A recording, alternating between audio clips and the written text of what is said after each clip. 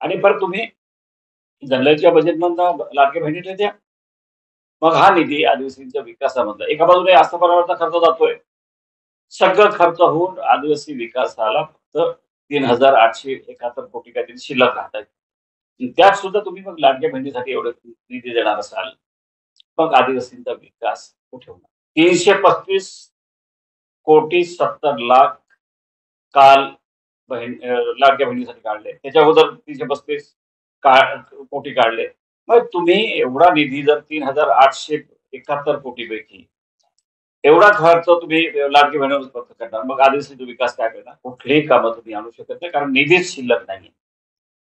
आदिवासी विकास खात्यामध्ये खळखळाट आहे. आदिवासी विकास खात्याचे मंत्री काहीच बोलायला तयार नाही.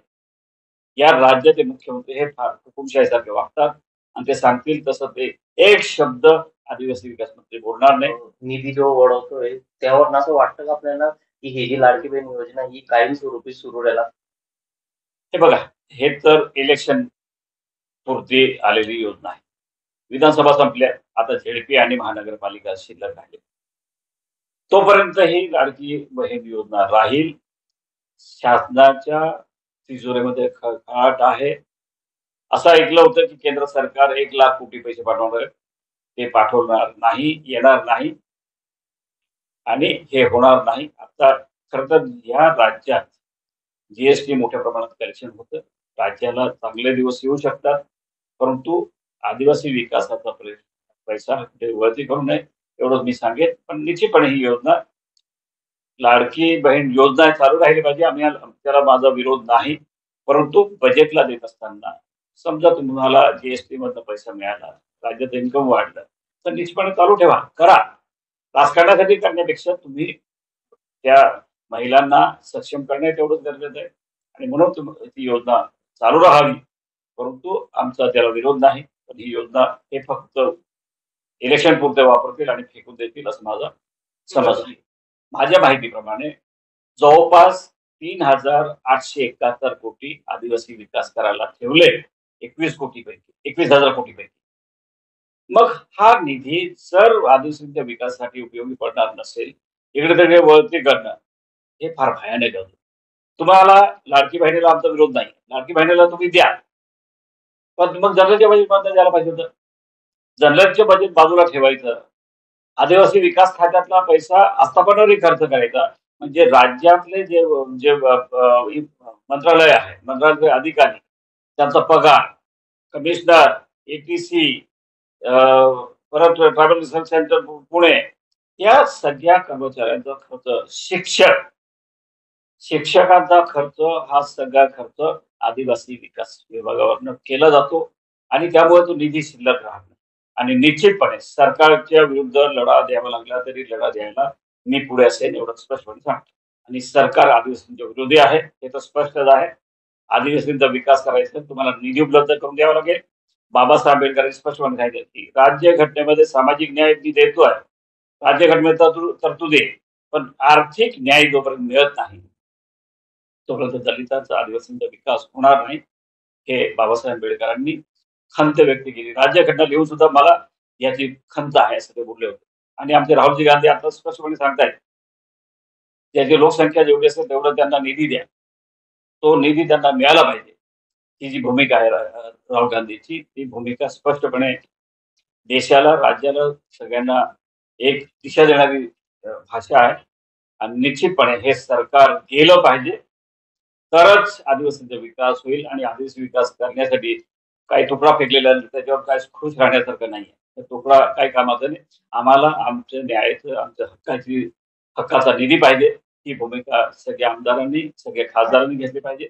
आणि गोंधळ असा घालून ठेवलेला आहे की नीती आयोगाच्या नियमाप्रमाणे आम्ही करतोय. नीती आयोगाने हे सगळे, आणि मग नीती आयोग जर तुम्ही आणला असेल तर नीती आयोग हा आदिवासींची, म्हणजे तुमची नीतीच नाहीये, तुमचा मानसिकता नाहीये की आदिवासींचा विकास व्हावा. आणि मग त्यापेक्षा मग ते वित्त आयोग काय वाईट होतं.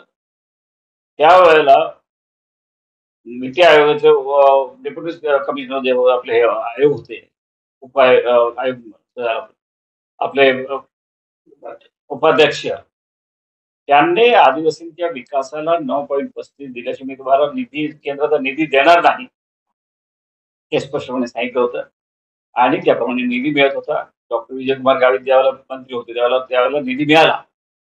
सर, राज्य सरकारने आदिवासी विकास विभागाचे निधीचे तो वर्ग केलेला आहे, त्यामुळं आदिवासी विकास विभागाच्या तिजोरीत आता पैसे नाही अशी परिस्थिती निर्माण झाली. त्यामुळं आदिवासींच्या विकासावरती मोठा प्रश्न निर्माण होणार आहे. काय सांगणार आपण? आदिवासी विकास हाच मोठा एक विषय आहे या राज्यामध्ये, देशात आहे. आणि इंदिराजींनी आदिवासींचा विकास करण्यासाठी वेगवेगळ्या योजना आणल्या, इमर्जन्सीमध्ये खूप काही सवलती दिल्या. हे सगळं जरी विचार घेतला तरी महाराष्ट्रात आदिवासी पहिले तर समाज कल्याण आणि आदिवासी विकास एकत्र होतो. परंतु 82-83 पासून विभाग वेगळा केला, त्याला बजेट वेगळा दिला आणि एकूण जी काय लोकसंख्या आहे 9.35 तेवढ्या प्रमाणात निधी हा वितरित करावा आदिवासी विकास विभागाला, असं स्पष्ट त्यावेळेस वित्त आयोगाचे आदेश होते, कायदे होते आणि निश्चितपणे त्याप्रमाणे निधी मिळत होता. आता यावर्षी मात्र 7 लाख बजेट राज्याचं आहे. नेटवर्क 7 लाखाचा झाल्यानंतर माझ्या अभ्यासाप्रमाणे 9.35 प्रमाणे जर हिशोब केला, तर जवळ-जवळ 64,000 कोटी हे आदिवासी विकास विभागाला आले पाहिजे होते. परंतु देताना फसवतात. नीती आयोगाने गोंधळ घातला हा वेगळा प्रश्न आहे. आणि राज्य सरकारची भावनाच नाही. आणि राज्य सरकारने यावेळेला 21,495 कोटी दिले 7 लाखाच्या नियोजनामध्ये.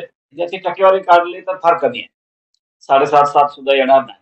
अशा वेळेला आदिवासी विकास विभागाला 21,495 कोटी जे मिळाले, त्यातला संख्यांना आश्चर्य वाटतं, की 21,495 कोटी मिळाले तर आदिवासीचा विकास झाला पाहिजे. पण ह्याच्यात फार मोठी गंमत आहे. आणि ती गंमत मी राज्याचा